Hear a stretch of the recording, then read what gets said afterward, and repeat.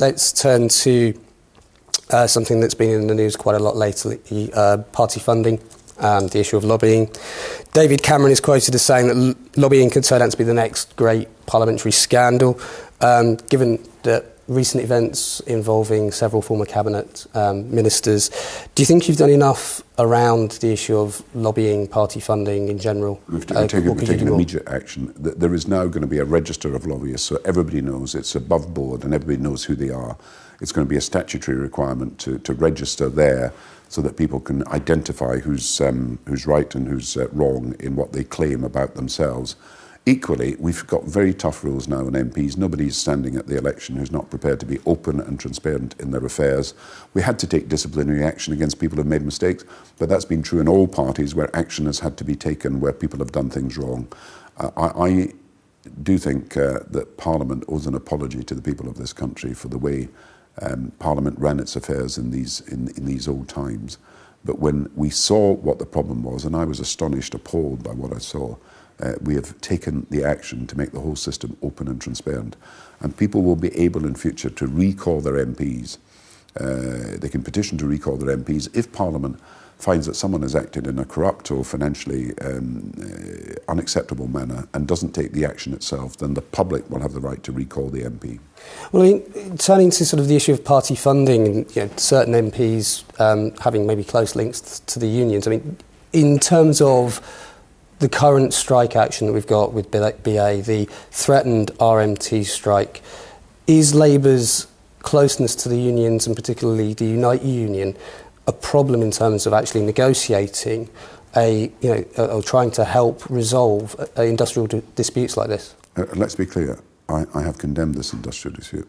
I've made it clear that it's not acceptable behaviour, because what we need at this time in our economy in particular is our airlines running and the message going out from Britain that we are able to maintain our transport services, whether it's road, rail or airway services.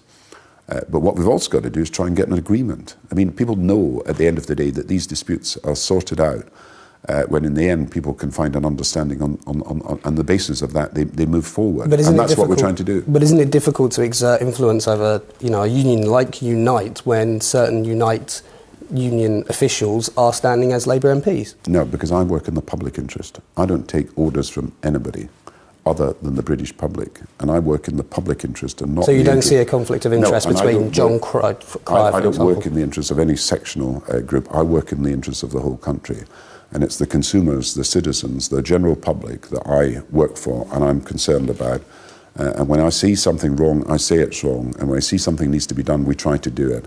And as for strikes are concerned, the most important thing is to get them settled and out of the way, and so that people, the ordinary travelling public, can get a better deal.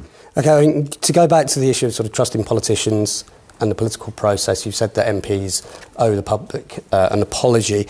It is an issue for a lot of Yahoo users, such as Bad Wolf, Ella Malicious, Fossen and Jane R, among others. Fossen wants to know, why should the electorate have any confidence left in the democratic process in this country, given that the Labour Party rule on a mandate of 30% of the electorate, and in fact more people abstained than voted in for any individual party in the previous election, and given that manifesto pledges seem to come and go? Well, hold on.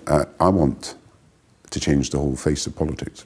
We are reformers and radicals. We want to have a referendum on the House of Commons to make sure it is better run, and to offer people the chance, as your questioner is rightly raising, that every member of Parliament is returned with at least 50% of the vote by the alternative vote system.